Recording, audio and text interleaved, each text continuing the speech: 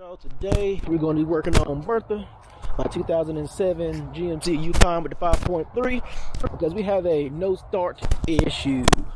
I was driving it all day. I guess it's been about a week ago now, and was driving it. Went to go get something to eat, and then it wouldn't start.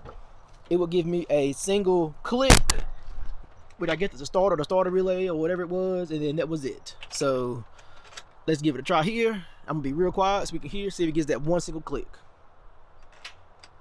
I don't know if y'all can hear that,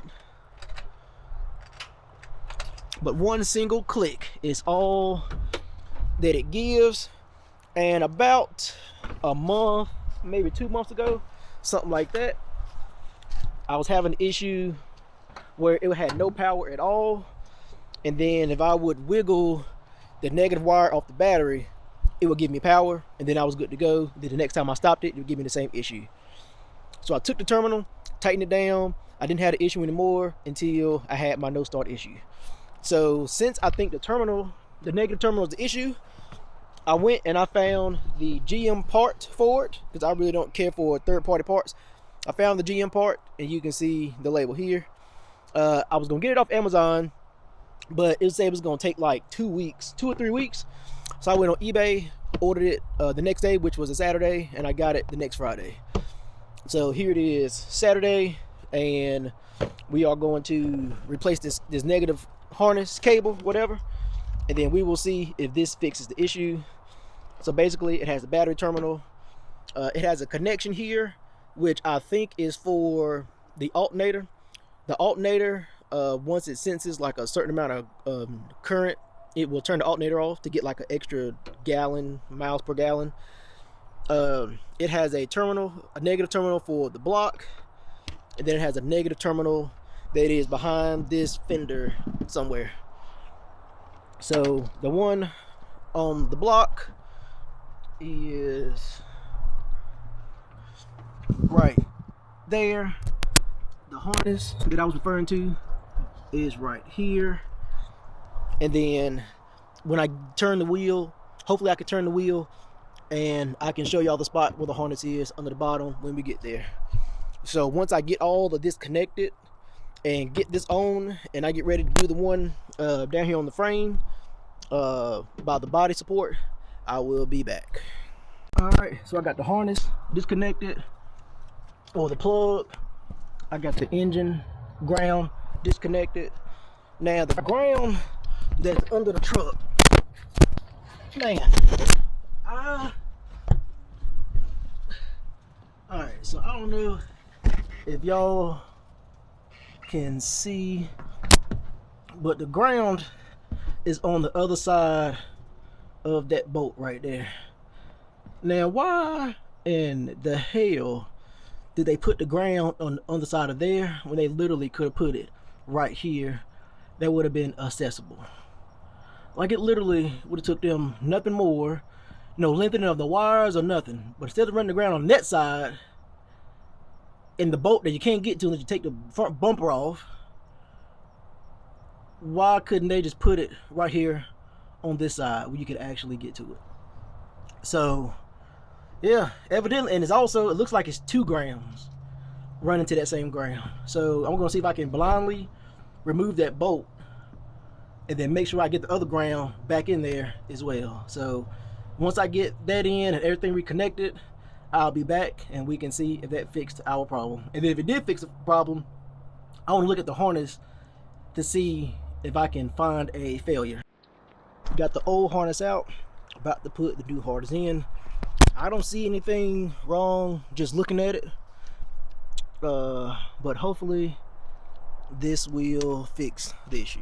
If not, I do have both power harnesses coming in the mail. The first harness is this one that goes to the fuse box. Then the second one, well, not the fuse box, but to a fuse. And then the second one, I think, is the fuse to the starter. So let's see if this fixes the issue. If not, we will keep replacing stuff, and the starter will be the last thing that I plan on doing. So I got the new harness installed, and I do have a trick for y'all. Move this bracket, this plate out the way. You can see it over there. move this plate out the way. And to do that, there's going to be one 10 mil bolt that bolted up to this bracket. There's going to be two, what is it? Two 9/32 bolts that bolted into those two holes right there. And then you can leave the third one, you can leave that bolt on the end on there and swing it out the way. So to bring it back, you just bring it back, it goes over top and then under the bracket like that. Then you just bolt it all back up. But with this out the way, it gives you a whole lot better room to get to that bolt back there. Because I was about 2 minutes away from just drilling a new ground on the frame somewhere and just re-grounding both of those on another location. That'll be a lot easier for me. So yeah, two 9/32, one 10 mm, slide it out the way. Makes it a whole lot easier.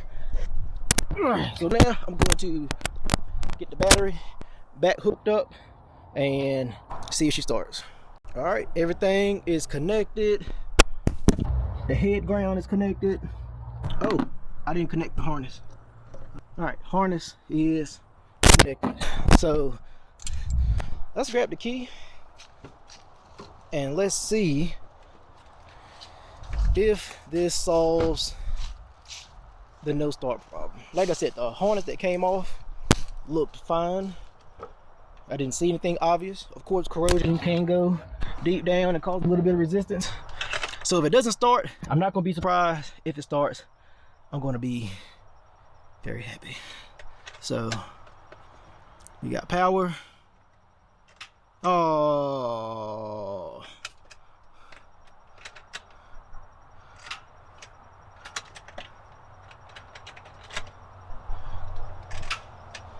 All right, just that click. So it wasn't the ground. So hopefully for y'all, it will be something simple like the ground wire.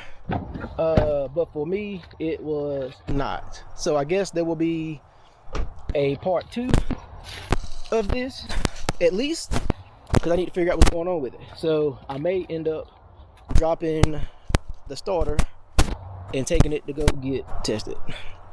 Or I may just put a jump back on and test it myself. So thank y'all for joining. Hopefully, if this is y'all issue, it solves y'all issue. If not, stay along with me and we can troubleshoot some more. All right, think, build, enjoy. Peace.